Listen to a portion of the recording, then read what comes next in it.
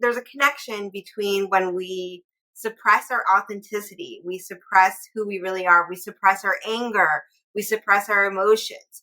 When we're doing that, we're also suppressing our immune system.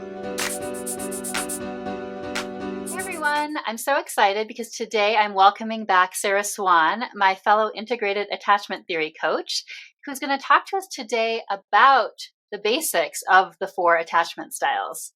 So welcome, Sarah. Hi. So Sarah has been doing these workshops on attachment theory, and so we get to hear some of that content today.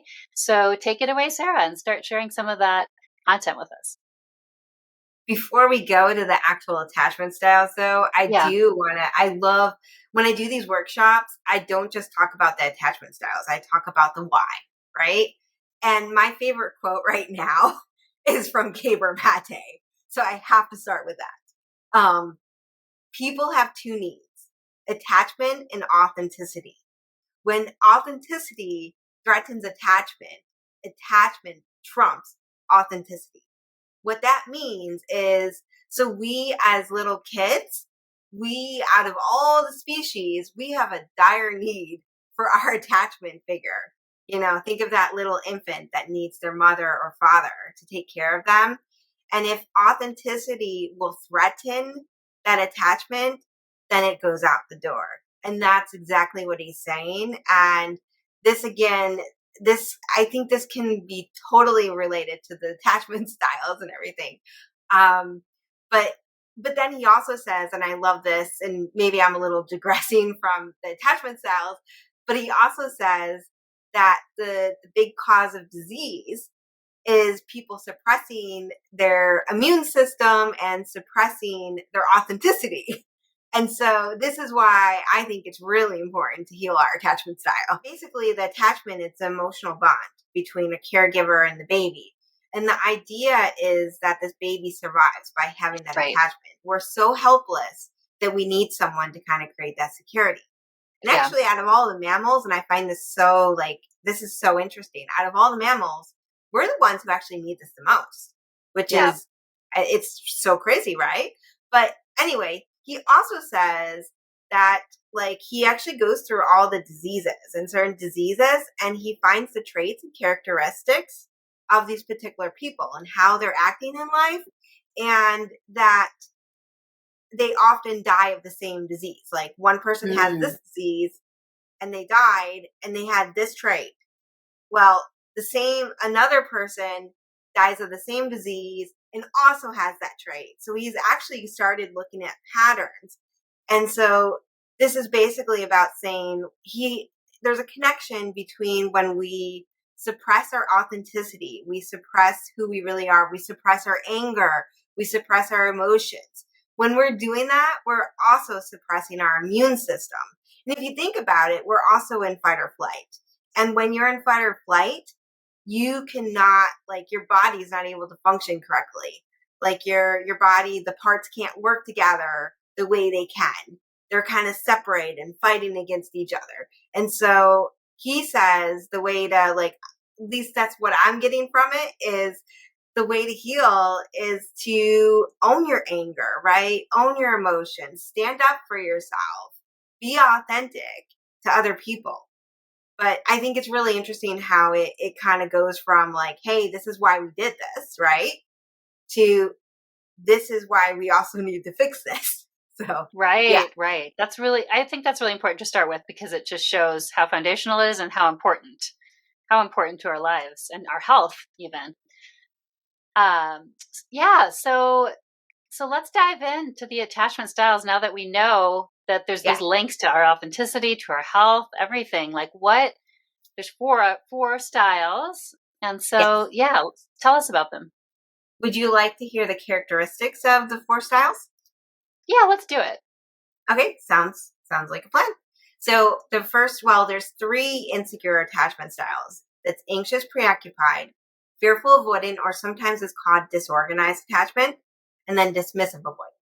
Sometimes the fearful, avoidant, and dismissive are just called avoidant. Anyway, anxious, preoccupied. Oftentimes these people are very warm, they're friendly, they want to be likable, they're really focused on the relationship. when they're with their friends and other connection, right? They often sometimes, though, when they get in a relationship, like a romantic relationship, will be so focused on the other person and the relationship that they would abandon not only themselves, but their friends and their things that they like. So that's also a common theme. And then they often will feel like they can feel anxious, lonely, insecure. They might not be able to communicate their needs. They might not even know what their needs are. They will have core wounds of probably like abandonment, feeling unsafe, not good enough, rejection, unloved, excluded, disliked. Think about like when they're in a relationship, like they're going out or they're with friends and maybe they feel like, oh, no one cares about me, no one loves me. Boundaries are very hard for them because when they have boundaries, it threatens the attachment style, the attachment, the bond, right? The connection. And so oftentimes they neglect the boundaries, don't even have it. And sometimes they might have coping mechanisms such as clinginess or testing, or maybe they'll get angry to kind of get a reaction to get that connection. They might have people pleasing, fawning, codependency, neediness. And they have expectations that their partner will meet all their needs. When I was leaning more anxious, preoccupied as a fearful avoidant, I oftentimes would ask my boyfriend, like, "Hey, can you look at my artwork and kind of approve of it and give me that validation?" And then he would tell me something that I actually didn't believe, but I still did what he said. And that actually taught me how to validate my own self and my approval to see that I was capable. I actually had more knowledge than he did when it came to painting, right? So, it's oftentimes like seeking that approval, the validation, seeking connection through their partner. And so, in seeking that connection, it's kind of a maladaptive way because they're seeking connection, but they're kind of avoiding the connection to themselves. So they're like pulling it all in. So that's the anxious preoccupied. Yeah, thanks for giving that example too, because it really shows how it can show up in different interactions in different ways. Yeah, for sure. For sure. And then the next one is dismissive avoidant. So sometimes these are known as people that are very logical, practical, grounded, rational. They might be slow to warm up. They might be guarded in their relationships. Maybe they'll be described as having a wall up rather than like they're so guarded and private, maybe they can't open up to the other person. Slow to warm up, as in like when you're anxious preoccupied, sometimes these people will be like, I want to be in the relationship and this is my boyfriend, like right now, right? Versus dismissive avoidance, like, hey, I'm gonna stand back here and wait and see, like, from afar. This dismissive avoidant, they learned that connection was kind of unsafe, right? And so it makes sense that they would be kind of slow to warm up. Emotional problems, oftentimes they might have like a criticism thing where like they have a lot of shame around it, like low level anxiety, irritation, impatience. I know when I was more dismissive avoidant, I was very much a workaholic. And so I was really focused on that. And I was kind of ignoring the people in my life. I wasn't really focused on relationships. I was more focused on doing rather than being. Um, Common needs like a lot of autonomy and freedom, appreciation, time to decompress, certainty, harmony. And then again, another example when I was more dismissive avoidant, like towards the fearful avoidant thing. Um, I would get home from work and I was constantly, not only was I working all the time, I was also taking classes. So I was kind of avoiding the relationship. I would get home. My husband at the time would want affection. I'd be like, no, no. And I would kind of push him away. And I'm laughing about this now, but obviously like it took me a while to kind of heal that, to realize like, hey, I was doing this, right? Um, Boundaries, like I said, hard walls. It's like, okay, instead of saying, hey, I don't really feel like doing much and you can still come over, but let's just do our own thing or watch a movie, they'll be like, no, you can't come over at all, kind of thing. Coping mechanisms can often be like withdrawing, stonewalling, dismissing. Mostly also, if they're dismissing you, it's because they also dismiss themselves. So remember, whatever they're doing, they're probably doing towards themselves. Passive aggression, numbing, avoiding creature comforts like social media, maybe they're like watching movies or playing video games. And expectations, they need space, no conflict ever, like they want everything to be perfect, no compromises. I see that with my current partner.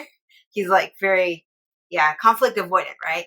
And then my partner should meet all my needs. My partner they should meet all their needs on their own, and I meet my own needs. So very hyper independent. They're not, oftentimes they have trouble like kind of depending upon another person and being Yeah, I think vulnerable. it's Yeah, I think it's interesting because I wonder if any of the viewers watching, especially from the beginning parts of what you're saying about each attachment style, like for example with the DAs, that they're rational, tend to be rational and logical. Like some of those probably sound like personality characteristics to people. But what's interesting, just a little tidbit here, is that it very much sort of does end up influencing our personalities, our attachment style too, in various ways. And what's also interesting is that some of that stays as we Yeah, heal. Like some aspects of that, those for flavors sure. of us still stay, even though we're healing the parts that are problematic. So that's kind of an interesting thing. For sure. And then you were talking, of course, already about being anxious and preoccupied a bit sometimes, and about being dismissive avoidant. So that leads right into fearful avoidant. Yes, my favorite one. um, Mine too. Mine too. Mine too. yes. And also I do, like, if whoever's watching, if you're fearful avoidant, I understand. It's a pretty hard road to follow, but you got this. So fearful avoidance, I have this idea. Well, I don't want to give away to the image, but like, there's a push and pull aspect, right? Or maybe like this idea of like constricting and then expanding, right? Where you're going from one to another to another. So constant within themselves. But characteristics, these people can be very like charming and likable. They can be very intense, and very present, but they're also very hyper vigilant. That alone, like if someone says they're hypervigilant, I'll be like, well, maybe you're either anxious, preoccupied, or fearful avoidant. Oftentimes, like I said, with the roller coaster thing, right? The hot and cold. One moment you want connection, next moment you don't. Suspicious. And suspicious is really important because one of their big, big, big core wounds is um, it's I will be betrayed, right? It's trust. So they have an internal baseline of trust towards themselves is broken, but they also don't trust other people. And also when speaking about deactivating and activating, so fearful avoidance can deactivate and activate. Activating, you come closer to your partner. Deactivate, you pull away. They can do it really fast. They can go from like one to another versus someone who's DA sometimes goes slower. So that's also a way to identify. Emotional problems, oftentimes they have probably CPTSD, possibly. They might have a little bit of trauma. They might come from a chaotic household. So emotional problems like anger, hurt, frustrated, guilty, pressured, overwhelmed, anxious, offended. They have high needs for emotional depth. And a little thing about the emotional need, if you have such a high need, there's a possibility that could be a shadow to yourself, that you're not actually needing that emotional depth towards yourself. High need for passion, for trust. They want people that can be trustworthy in their lives. I've actually had a client where like she had trouble trusting boyfriends, and if there was one thing that kind of went out of things, she would be like, bye. Like she would let them go. So like trust is a big thing with fearful avoidance. Presence, safety, novelty, growth, freedom. Core wounds, like I said, I will be betrayed. That's like big, big.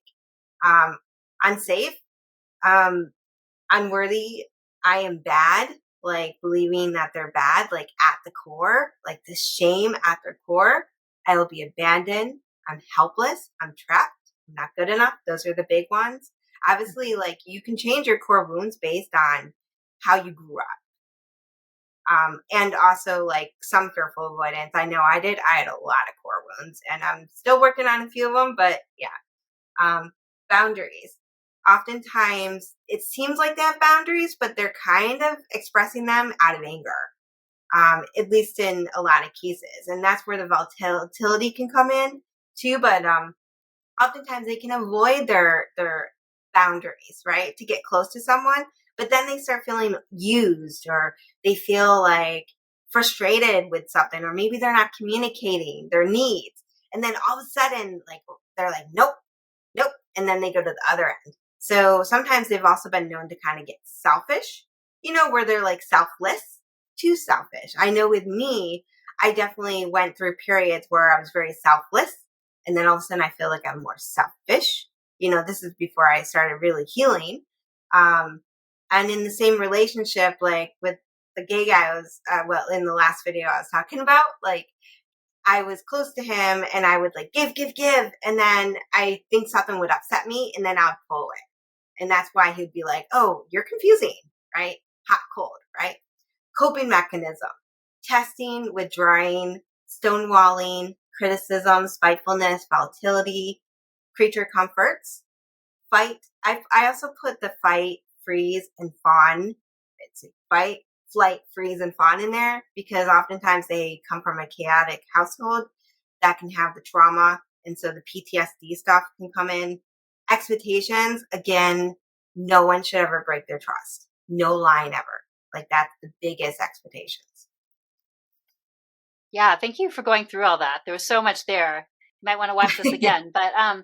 But we also have, you might see some of those characteristics already in yourselves, viewers, but we also have a little game that we can play to give an example here. And I'm going to go ahead and put the graphic up. So you get to guess which of these images is which attachment style. So there's 4 of them. So I'll read the first 2 and then Sarah will read the second 2 and then we'll do our big reveal. Okay. Here's the first case study.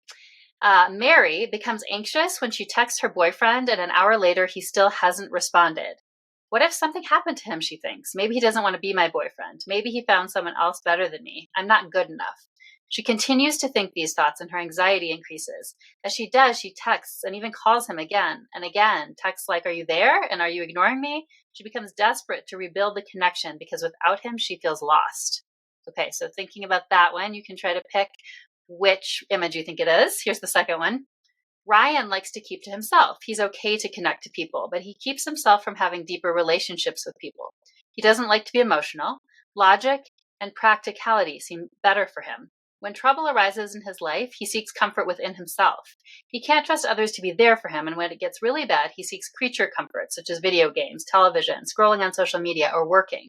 In romantic relationships, he's okay with having a girlfriend, but only likes to see her once a week and still keeps to himself and doesn't like to be vulnerable, even to her. So there's that one to try to pick 2. And Sarah, do you want to do the other 2? Sure. Susie sometimes gets described as confusing because at times she seems like she wants connection, and at other times she seems to go cold. She can sometimes be volatile, which pushes people away, and she has trouble trusting people. She's always looking for reasons people will disappoint her or let her down. And then the last one is, it is relatively easy for John to become emotionally close to others. Yet he's also well aware of his and other boundaries and doesn't seek connection out of desperation, but from a secure space. He is able to communicate to others and well aware of his needs. He seeks harmony and balance in his relationships, is able to ask for help when needed, but can also be independent. All right. Dun, dun, dun, dun. Last chance to make your guess. And then Sarah, do you want to reveal the answers to us? Sure. The first one with Mary is anxious, preoccupied. The second one with Ryan is dismissive, avoidant. Susie is fearful, avoidant. And John is secure. Right. So that goes, just in case you want to see what the image is too. That first one looks pretty secure. Yep. And then you see the dismissive, avoidant, not kind of going along with all the love there in the second, or the connection in the second one. And then the third one, you've got Mary with her anxiety and all the texting. And then the fourth one is that push pull with the fearful avoidant. So thank you so much for creating that. That was really fun to do. You're welcome. So I guess just to end this particular video, hopefully we'll have you back again sometime soon because you have so much wisdom to offer. I'd love to hear about some of your offerings and resources for people, and then just any final thoughts for us. Oh, sure.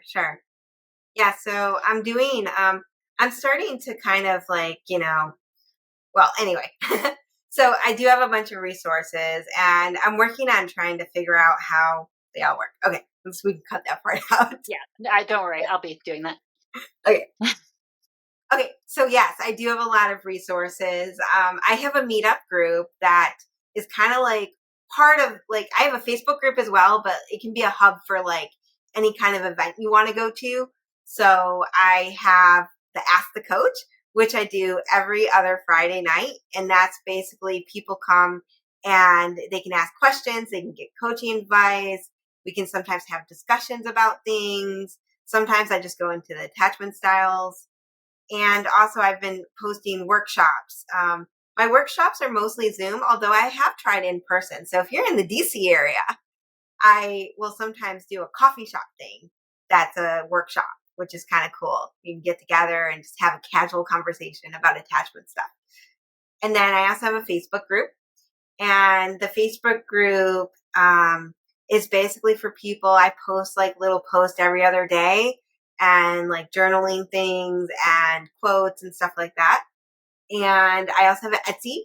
I think so I've been doing artwork, and I recently branched more into kind of illustration and infographics. So on my Etsy, it's printables, worksheets, workbooks, and I have over 20. They're like healthy eating, financial, changing your like negative, like if you have like cognitive distortions, like negative beliefs, right? Also somatic. I have a big somatic one. That one's over 30 pages. And yeah, I just have a lot of, people that have trouble with regulation, especially if you're like experiencing CPTSD. I have one about like how to like deal with dysregulation. And I also have like some emotional wheel, but I also have another like triggers wheel, like how you get triggered externally and internally. And then I also created another one called a sensations wheel that has the emotions, but then the sensations you might feel with it. And so I have all those offering. And the reason behind these worksheets was originally I had trouble doing the worksheets. And so I was like, let's make them beautiful. And so I'd be more likely to do them. And as I mentioned, I also have I do infographics. So I have it, I've been posting on Instagram it's been over a year and a half. And these are mental health and personal development infographics. I have a website. If you go to the website, you can sign up for the email newsletter, which I do every 2 weeks. I do a newsletter. So you can also do that. And also on my website, I have some free worksheets. So if you go there, you can click like little samples. And then the other thing is, like I mentioned, I've been doing workshops. So belief reprogramming, attachment, theory, and then I think in the next month, I will start doing emotional regulation and emotional intelligence. That one's kind of to be like made. But I'm going to have 2 tiers. So I'll have like a free one that will be like an hour, and the first half an hour will be like info and then question and answer. But if you sign up for the paid one, you're going to get way more content. Like I said, I like to go into the why. I like to go into the brain, and I love to research. So it includes all that information for 2 hours. And also I'm hoping we can have really good engagement so we can have like deep discussions kind of about it. And that will be for all the different workshops. I'll have 2 different tiers. So yeah. That's fantastic. I hope everyone checks out all these resources and offerings of yours because they're wonderful. And again, I'll put the information, the links into the description box. Yeah. So as we close out, thank you so much for being with us and sharing all this with us. And do you have any final thought you'd like to share with our viewers? So I think healing is not like an overnight kind of success. And if you're hard on yourself, or you think, oh, I should be healed by now, or you just don't feel like or maybe you're doing better, but then all of a sudden you have a bad day. It's to give yourself grace and also recognize that those little things you do every day, even if one day you kind of go back in your old pattern, it's okay. It's part of the process. And with those little things, think about it. You do one thing a day for, let's say you only do 300 out of like 365 days a year.